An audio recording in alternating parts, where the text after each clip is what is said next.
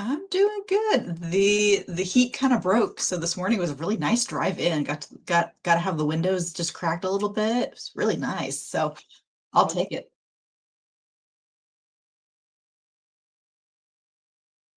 Yeah, we've had a hot, dry summer, so a cooler fall sounds like a great thing.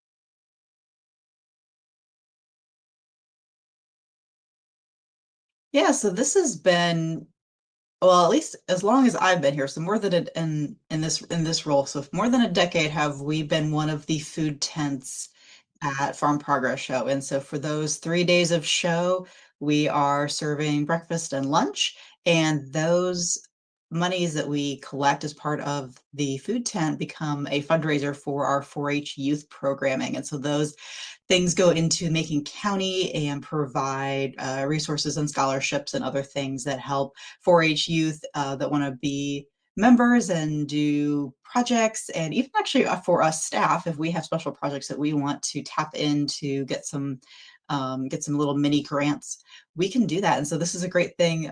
So we know that when people come out to the show, it's like a lot of big food events, right? The prices are a lot higher than you might if you just went to a restaurant or a grocery store. But I would like to remind people it is a fundraiser, it's going to a good cause. And so your sandwich that, is, more than $10, that seems like a lot, and it definitely can be.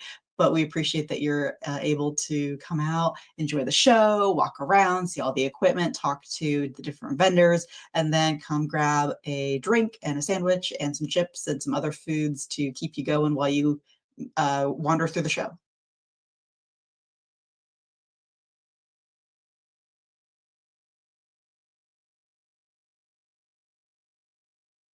So this would be if I have a idea to teach a community class and maybe I don't have the funds available for that. Maybe it's something where I don't want to charge my participants any of that, 10 or $15 or $20 a person to attend the class. I can apply as part of the foundation's grant to get some of that money covered. And so then those folks can enjoy those classes either for free, or I would maybe charge a very low cost in comparison, but they get that full experience of doing a class. So I know a couple of years ago, I when we had these scholarships and projects going, I did a healthy snacking class for the health department. So a lot of health department attendees are going to be folks that may not have a lot of resources, and so to charge them is not necessarily something that they might be interested in the topic, but if I'm going to charge them for a class and we're going to do cooking demonstrations and that has cost for me, they may not come. And so this is a way for me to still provide them education,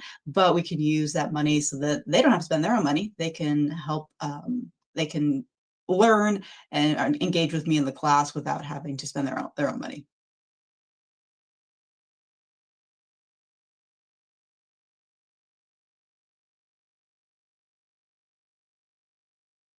It'll be the same food every day, and a lot of these are set through Farm Progress itself, and so we don't get too much control of the menu. But we have, very much the classics. So it's Illinois, so we have pork burgers, we've got hamburgers, cheeseburgers, and then hot dogs, which takes me back to my my childhood of like, all right, I need to get a hot dog at least once during that because when you put it on the grill, it's something different. And then of course, we're getting into fall, so we'll have apples available as well as the classic bags of chips and different mixes of drinks, sodas and juices and lemonades. And then for breakfast, we're kind of excited. We always do a biscuits and gravy style breakfast, so something a little different than just like an egg sandwich or something. We get people that come to our tent just for those biscuits, the biscuits and gravy. Yeah, so they can come to third and fourth progress. So the tent, for those that have not been to the show before, the tent for us for the food tents, they span both sides of the street. So whether you come down third progress or fourth progress, you'll eventually come to the same tent. It's just north and south sides of that tent. So come by third and fourth progress, and again, we are one of a couple of food vendors on the property. So if you are nowhere near us, if you want to venture to us, well, of course, we're glad to have you. But do know that you don't have to walk all the way to us if you're maybe on the other side of the show. There's other food vendors that are also out there doing the same stuff that we are, right? They're fundraising and they're providing food and they're there to promote their organization and the good work that those groups are doing too.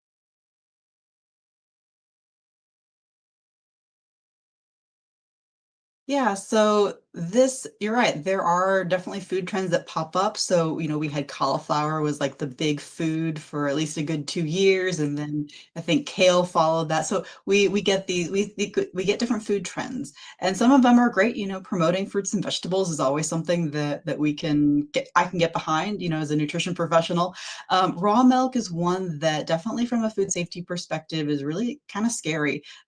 The purpose of pasteurizing. So pasteurizing is a heat process that kills off bacteria and other pathogens that make humans sick from milk. And by doing that, really all that those the processing does is it heats the milk to a certain temperature, holds it at that temperature, and then we cool it back down so then it can get bottled and go into your refrigerator case at the grocery store. That is a really great way. It's like basically what we do with other raw foods, right? Raw meat, raw chicken. We cook these to certain temperatures to get rid of and destroy the pathogens, the bacteria, and the microbes that are associated with those foods. So with ground beef, we typically think about E. coli. With poultry products like chicken and turkey, we think about salmonella. With raw milk, because there's a lot of different potential pathogens going on. Like things that we are maybe a little less familiar with. So things like Campylobacter, some of the cryptosporidiums. I'm not going to go too much into the terminology and the different bacteria, but yeah, but there, we get that fun Latin, those scientific Latin terms. But there's a lot of different pathogens in raw milk, and so there's different levels of pasteurization, and all of them work effectively. Some people really prefer a lower temperature pasteurization where you don't heat the milk quite as hot, but you leave the milk for a longer time. It just takes a little longer to kill off all the pathogens, but eventually it does it. And so the concern from our perspective is when we're consuming raw milk, we're getting in all those potential bacteria, especially for young kids, for pregnant moms, for our older adult populations where their immune systems maybe can't tolerate or handle any, big amount of bacteria. They're going to be very high risk for getting different types of food poisoning from that raw milk. And so consuming pasteurized milk is really that best practice. One of the concerns of like, well, is pasteurization killing off other nutrients in the milk? That's something that I get questions on. Is it still okay? Like, am I depleting the nutrition in the milk if I heat it? And no, a lot of the things like calcium in milk, potassium, some of the minerals are not affected by heat. Proteins in the milk are not affected by heat, nor are the sugar, the lactose, that sugar in milk, that's not changed by heat. In theory, we could destroy some of the vitamins, but any type of vitamin is a big structure. And so heat can destroy some amount of that. But again, we can look at different temperatures of pasteurization to help preserve those even further. But we do this in the same way with things like meat, right? We know that there's vitamins and there's minerals in meats as well, but we still cook those to certain temperatures for safety. And if we're getting a lot of different foods in the diet, like we're not just focusing on milk, maybe as our protein source for everything, but we're getting in a mix of things. We're having seafood and we're having vegetables and we're having grains like rice or pasta. We're getting in a variety of things. So even if there is some destruction of those vitamins by pasteurizing the milk, we can make those up by eating a variety of foods. And so we're getting a good mix of things. So for my money, The food safety risk of raw milk is too high for me, for my family, so we're always going to choose pasteurized milk.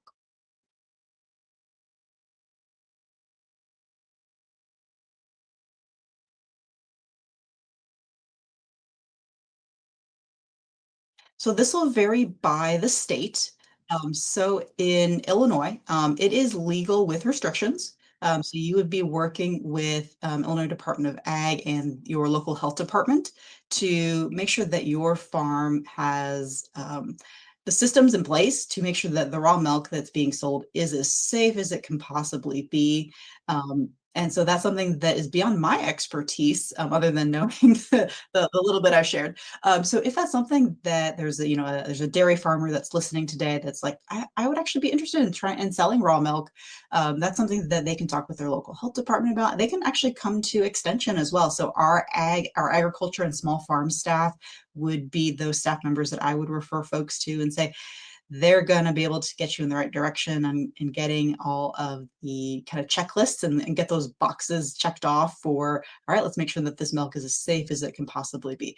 I know for my email inbox, I get quite a few different food safety emails, and pasteurized milk lately is something that keeps popping up as part of foodborne outbreaks, which means that health departments are getting involved, where a number of people are reporting going to the hospital or going to their local clinic and saying, I feel really sick.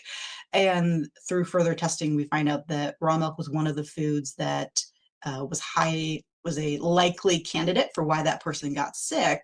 And so we're getting reports of a lot of outbreaks, unfortunately, with raw milk right in the last couple months. So definitely, if it's something that you want to do, make sure that you're doing it safely. And that's something that our agriculture staff and extension can help with, as can your local health department or Illinois Department of Ag.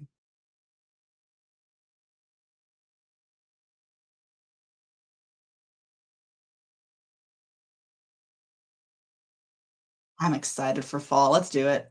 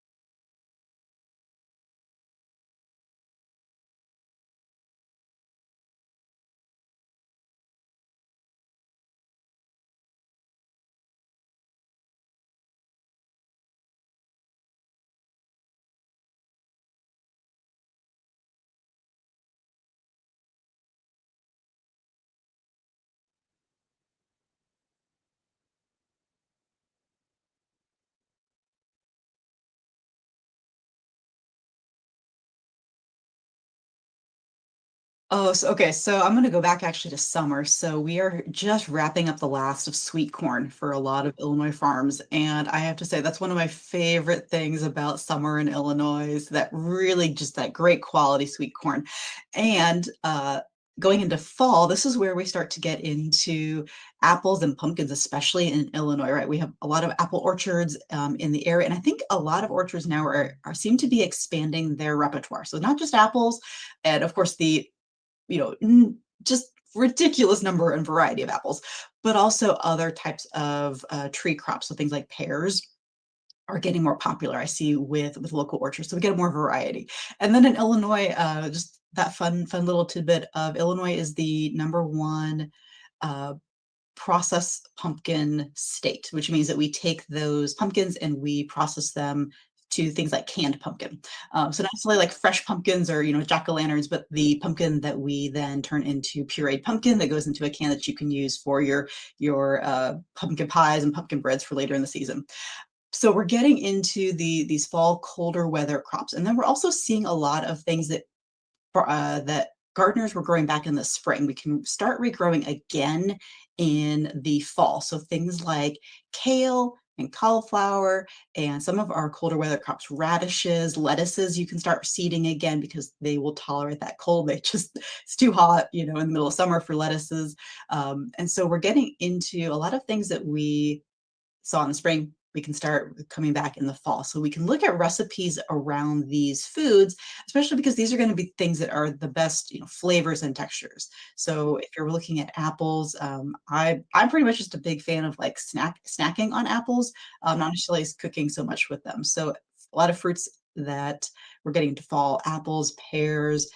We can, cut these up and we can snack on them. We can use them with dips. They're great on a grain type salad. So a lot of restaurants are jumping on this trend as well. So doing some type of grain. So that could be pasta or quinoa or rice, and then pairing it with a protein of some kind, whether that's a animal protein or a plant protein like beans or tofu, and then adding in just different vegetables. So lettuces, so having it with like arugula with a little bit of spicy kick or with some spinach because we're getting into that season again. And then I've been enjoying having things, and we're a little early maybe for some of the winter squashes, but even like sweet potatoes, we'll start getting those in the fall in Illinois, and I love roasting those and just adding them as part of my salads. It's very interesting. Like it's a hot cooked item, but it pairs really well even when it's cold and refrigerated as part of that salad. So those are great, really kind of refreshing fall inspired flavors. And then I think of, what are some of those flavors and sauces that we're getting into that we can really just add a lot of flavor. So a lot of mustard is really a great addition. So yellow mustard, Dijon, whatever fits your budget and your taste palette. A lot of vinegars are really great for this. So things like apple cider vinegar or balsamic vinegar are great ways to add some flavor to this. And we can start seeding some different herbs as well again this time of year. So things like cilantro are a little bit too hot for summer, but we can, continue growing things, basil, parsley, and these are great ways to add additional flavors to our salads and our recipes. Garnishing with like making maybe scalloped potatoes, but having a little bit of fresh parsley just for a little bit of flavor. Parsley's not super flavorful, but a little bit of flavor and definitely a fun pop of color. So we're getting into fall, and I hope that definitely inspires folks. And I invite people to check out our different recipes on our website, so extension.illinois.edu/food, and then we'll have a variety of different resources, including some recipe ideas to inspire folks for the fall.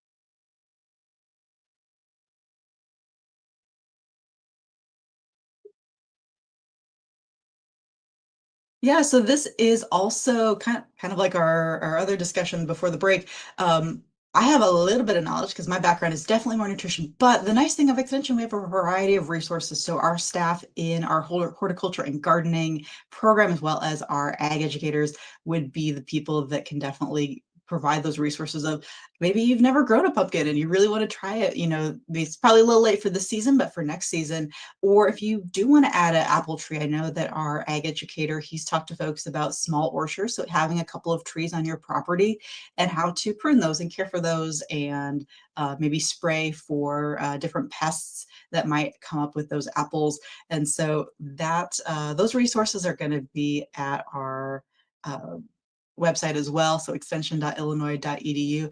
And then we've got, again, variety of drop downs for folks to find things on growing herbs, growing I was going to say growing trees, growing apples.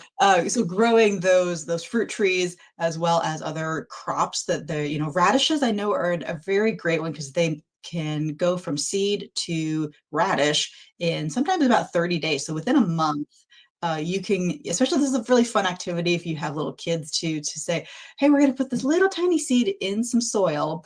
And in a month, we're going to have these really fun, crunchy radishes that we can dip in ranch dressing. So it's a really fun thing for them to do as well. So I invite people to check out the website for those gardening things, or stop by your local extension office, come in person, see us, and we can get you some additional resources to get you on your gardening or growing journey, as well as we'll have some recipes here too at the offices that you can pick up to continue that fall inspiration.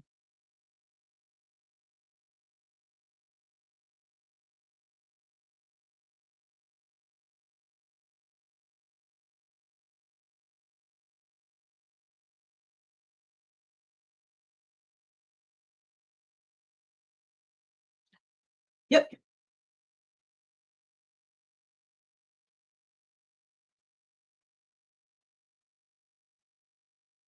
Yeah, so so I know the word processed or ultra processed has been very much in the news right now, and we in the nutrition space, we kind of joke like everything eventually gets processed. Me taking a whole apple and running a knife through it to cut it in half, I've now processed a portion of it, right? So there's different levels of processing, and so something like cutting up that pumpkin, and so then you've got little cubes of pumpkin that maybe you're going to cook and puree and add as part of your pie. That pumpkin is then processed. Same for those seeds, right? You maybe toast them in the oven to get a little bit of flavor on them. You've now processed them. So there's definitely levels of processing, and for our time today, I think we won't be able to cover into too much depth. But for processing, um, making sure that we're getting a variety of things. Like there's no problem having some pumpkin pie. There's no problem having some of these, less nutrient dense foods. But if we're doing a variety of things, right? If we're also having that apple and we're having a variety of foods, we're getting in that nutrition that our bodies need, and so we're covering those bases. So definitely checking out more about processing. We've got some different resources around processed foods on the website as well. So I'm going to just keep sending folks that way. Or if they've got other questions, certainly we answer a lot of questions in our office, so they can always give us a call as well.